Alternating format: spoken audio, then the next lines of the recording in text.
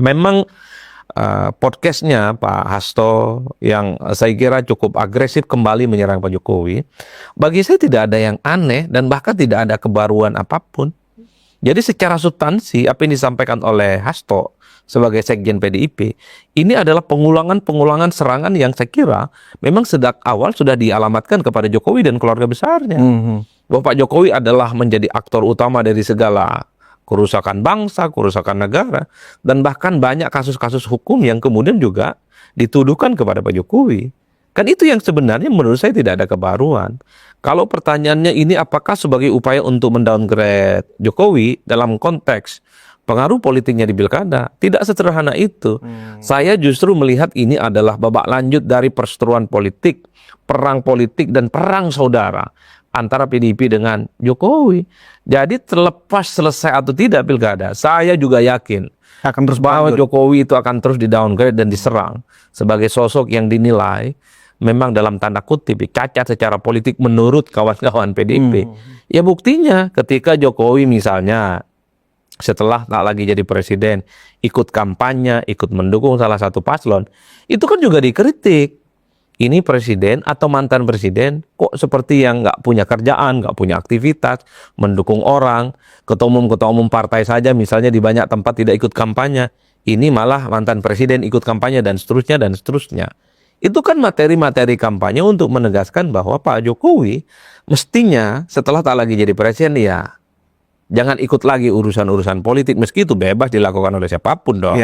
Tapi sebagai serangan yang tidak berkesudahan, menurut saya inilah yang saya kira adalah pertarungan politik babak lanjut antara PDIP dengan Pak Jokowi sebagai mantan presiden. Apakah dengan serangan yang disampaikan oleh Pak Hasto pengaruh Pak Jokowi akan berkurang atau tidak? Mendowngrade posisi Pak Jokowi sebagai endorsement salah satu kandidat. Saya kira tidak ada pengaruhnya. Secara politik, secara opini, iya berpengaruh. Bahwa ada info A1, ada info penting. Siapa yang bertanggung jawab dalam kasus politik tertentu, itu yang mungkin banyak orang terkonfirmasi. Tapi pada level grassroots, saya kira tidak akan ada persoalan. Kenapa? Grassroots itu nggak main medsos. Grassroots itu tidak main X, tidak main IG yang terkait dengan politik. Bahwa grassroots itu punya medsos, iya. Tapi bahwa mereka tidak engagement dalam politik itu harus dipahami. Karena orang main IG kemudian main TikTok itu jarang yang ngomongin politik. Rata-rata itu entertain, rata-rata itu nyari hiburan, rata-rata juga nyari kawan baru dan cari lapangan pekerjaan. Itu kinerja dalam konteks kinerja media sosial. Oleh karena itu, kalau hanya sekedar ingin mendowngrade Pak Jokowi pengaruh politiknya di pilkada, saya kira nggak perlu dikritik. Karena secara alamiah, setelah Jokowi tak lagi jadi presiden, pengaruhnya akan berkurang. Sudah menjadi hukum alam di negara ini, seseorang yang tak lagi jadi pejabat publik, tak lagi jadi presiden, tak lagi jadi gubernur, bupati, dan wali kota, banyak pemilih yang tidak lagi tegak lurus dan mendengarkan apa statement-statement politiknya. Jadi itu yang paling penting sebenarnya. Tapi memang ini bagi saya adalah momentum. Bagian dari residu Pilpres 2024.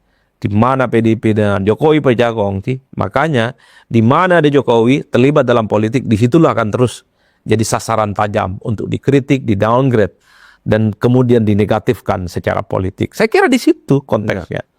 Nah, secara motif politik kan sepertinya PDIP khususnya lewat sekjennya ini tidak belajar dari pengalaman Pilpres 2024 lalu, Mas Adi.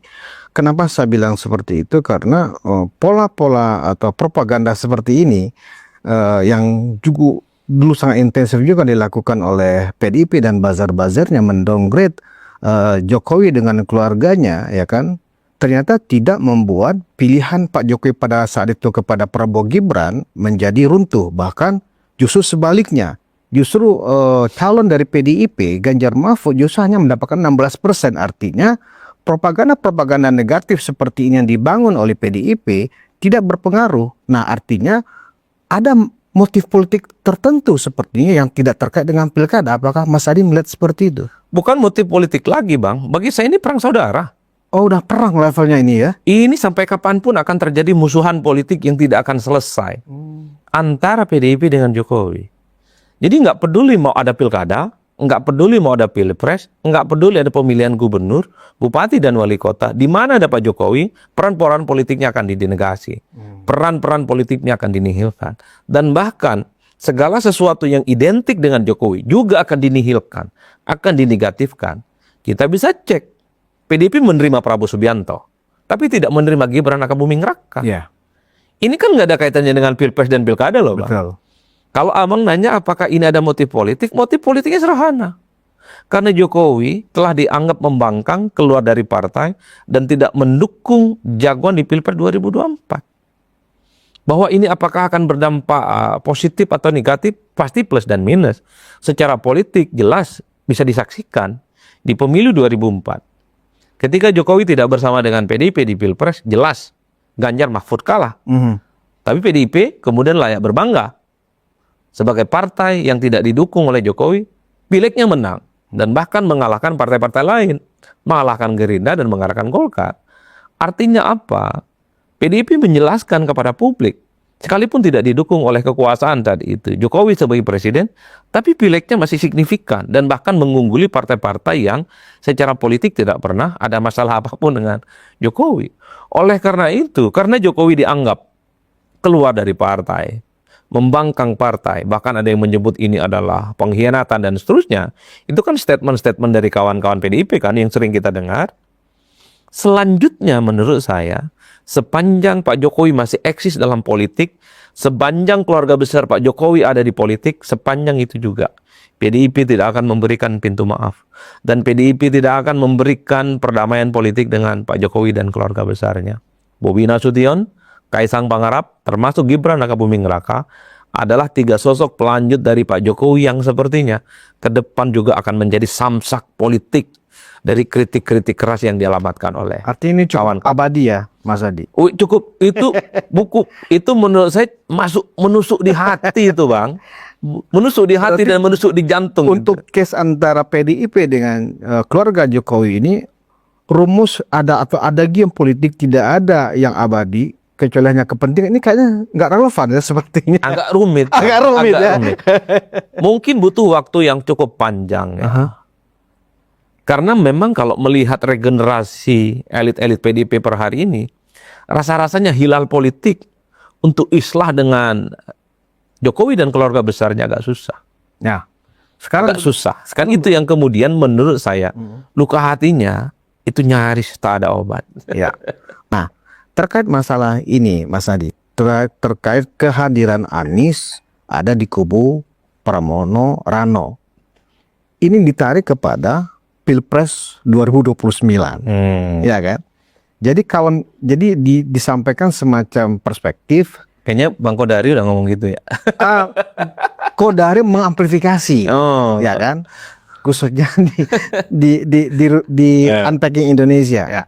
Di situ dijelaskan bahwa kalau pemilih atau rakyat Indonesia tidak ingin Indonesia ini programnya itu terpotong-potong atau tidak utuh, ya tetap harus memilih. Kalau untuk Jakarta adalah Ridho karena ini Kim Plus. Kalau untuk Jawa Tengah harus Lutfi dan Pak Yasin, bukan Andika dan Hendi, kan begitu. Nah, kalau misalnya ditarik seperti itu, ya kan berarti memang seperti mengingatkan pemilih bahwa ini seolah-olah kontestasi Pilpres, ya kan? Jadi pemilih atau masyarakat di sejumlah provinsi diingatkan konsistensi pilihannya. Dulu memilih Prabowo Gibran, berarti kalau Prabowo Gibran berarti Anda harus memilih pasangan ini. Oh, dulu Anda memilih anggaplah Mahfud Ganjar misalnya. Kalau Anda konsisten berarti pilih ini. Seolah-olah di framing seperti itu, ya kan? Nah, terlalu jauh nggak menurut Mas Andi ketika itu diangkat untuk kandidat menuju 2029, karena secara real saat ini kan presidennya Prabowo. Prabowo kan tidak bisa melupakan narasi 11/100 ya pada saat debat itu, dan orang itu sekarang ada di kubu Pramono. Nah, bagaimana Mas Adi melihat campuran-campuran seperti ini? Ya sebenarnya terlampau jauh ya mengaitkan pilkada saat ini kaitannya dengan 2024 ya. 2029 Pilpres ya. Karena memang apa yang terjadi hari ini bisa saja akan berbeda secara diametral di 5 tahun yang akan datang. Siapa yang bisa menjamin? Misalnya PDIP akan berhadapan-hadapan dengan Prabowo Subianto. Siapa tahu berkongsi.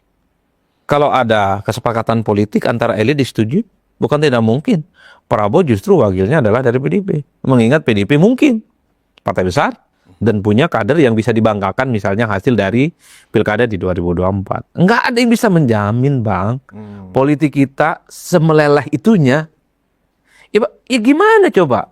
Kan sampai hari ini kita masih belum percaya. Jokowi dukung Prabowo itu kan nggak percaya kita, Bang. Kok bisa banget gitu loh. Bagaimana kemudian kita akan menjelaskan bahwa Prabowo akan bermusuhan dengan PDIP di 5 tahun yang akan datang? Apalagi PDIP ngomong nggak ada persoalan dengan Prabowo, nggak ada persoalan dengan Gibran. Iya. Nah, termasuk misalnya orang juga bertanya-tanya, apa yang kemudian membuat Anies mendukung Pram dan Dul di Jakarta? Apa faedahnya bagi Anies? Apakah mendapatkan tiket? Apakah Anies berharap dapat tiket? Bang, ini PDIP, Bang. Partai yang menurut sejak awal selalu mengatakan, kalau bukan kader jangan main-main.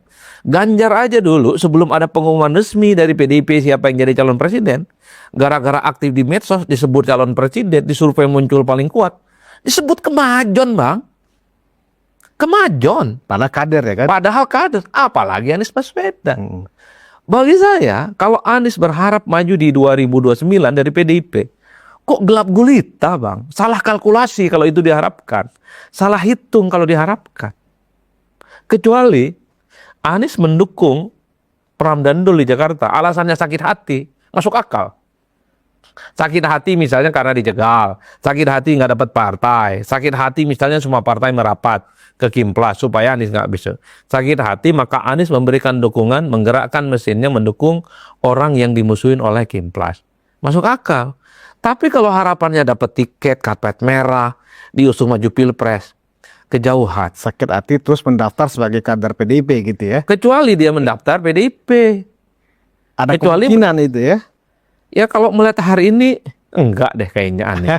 Anies ini tipikal orang yang cukup merasa kuat dan merasa asik dengan dirinya sendiri.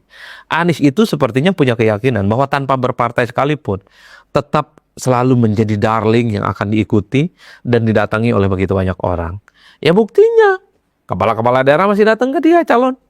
Jawa Timur, Jakarta, maritim bahasa besar.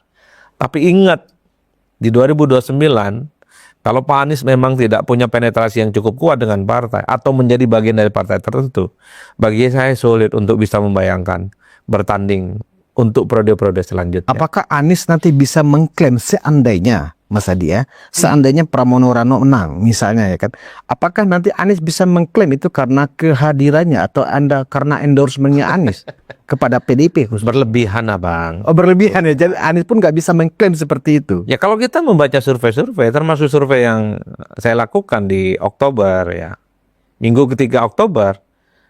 Jadi Pram dan Dul ini memang sejak kelahirannya elektabilitasnya naik secara signifikan. Jumpingnya itu signifikan, jumpingnya itu tinggi dari 0%, 5%, 10%, 10%, sampai menyentuh 40% di atas. Jadi Anies ini kan datang belakangan, seminggu yang lalu, Bang. Sebelum Anies kampanye, Pram dan Dul ini sudah 40%-an lebih, Bang, elektabilitasnya. Pertanyaannya adalah yang 40% dapat dari mana ini? Paslon nomor 3, apa dari Anies? Ya kagak lah.